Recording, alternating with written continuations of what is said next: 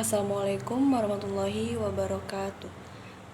Saya Ainul Sunaifa, NIM 18 10 30 11 37 dari kelompok 6 J2 Fisioterapi. Di sini saya akan melakukan proses fisioterapi pada kasus inkontinensia urin.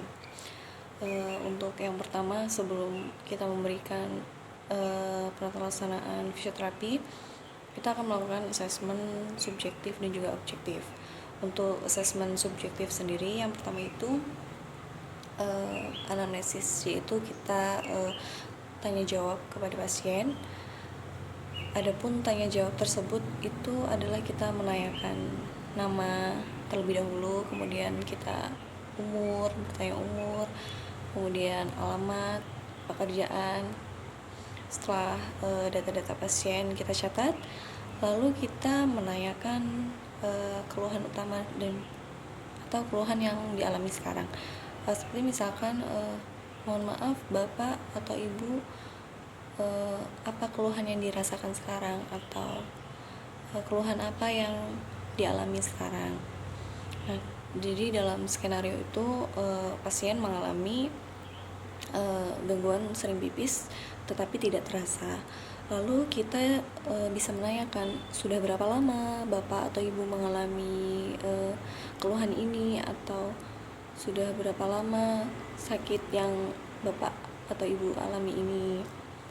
Kemudian kita juga bisa menanyakan keluhan ini muncul sejak kapan. Misalkan dalam skenario itu kan sebelum atau setelah melahirkan. Kita bisa menanyakan, maaf Ibu, keluhan ini dialami sebelum atau setelah melahirkan. Kita bisa menanyakan seperti itu. Lalu setelah kita mengetahui keluhan dari pasien, kita bisa menanyakan riwayat penyakit lain, misalkan seperti kita menanyakan, maaf Bapak atau Ibu, apakah Bapak atau Ibu ini memiliki riwayat Bapak atau Ibu ini perokok atau tidak. Nah, kita bisa menanyakan juga seperti itu.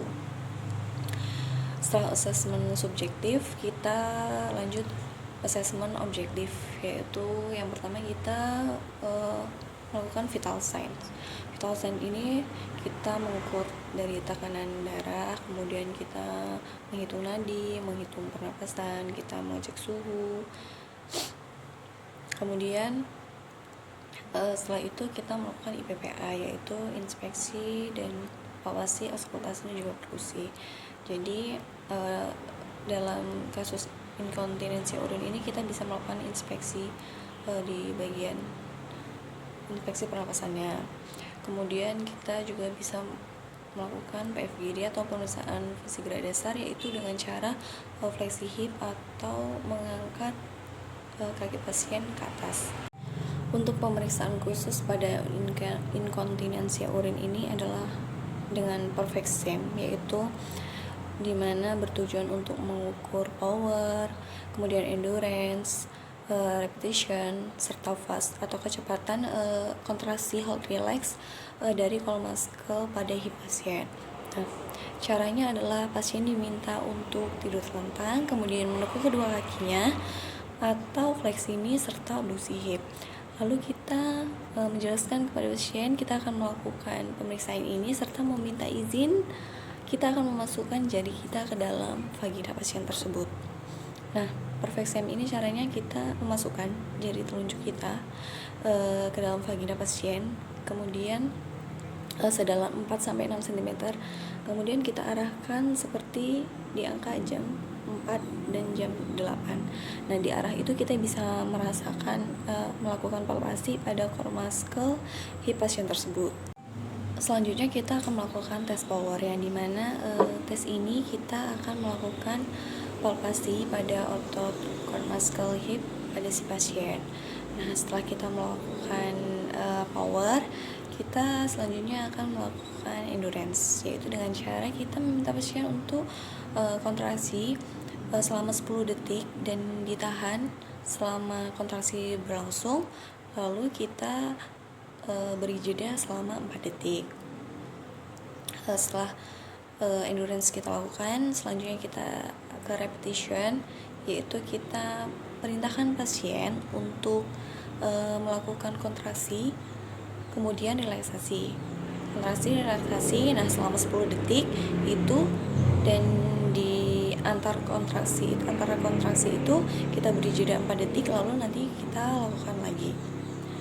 Dan yang terakhir kita akan melakukan fast atau kecepatan. Jadi dilakukan selama 10 detik. Jadi kita meminta pasien untuk melakukan kontraksi relaksasi namun secara cepat. Nah, kemudian kita menghitung di mana kelemahan pasien. Lalu setelah semua dilakukan, kita hitung pasien mampu melakukan berapa kali. Untuk power kita catat hasilnya berapa, kemudian endurance-nya berapa, repetitionnya berapa, fase-nya berapa. Selanjutnya untuk intervensi pada kasus ini itu kita bisa memberikan bladder training, yaitu adalah latihan menahan kencing kurang lebih selama 1-2 jam.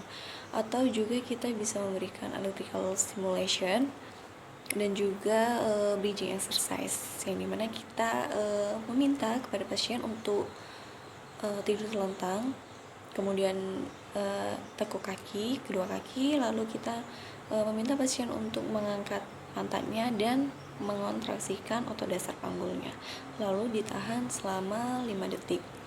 Nah, bridging ini dilakukan 10 kali repetisi dalam satu sesi dan dilakukan sebanyak 3 kali sehari.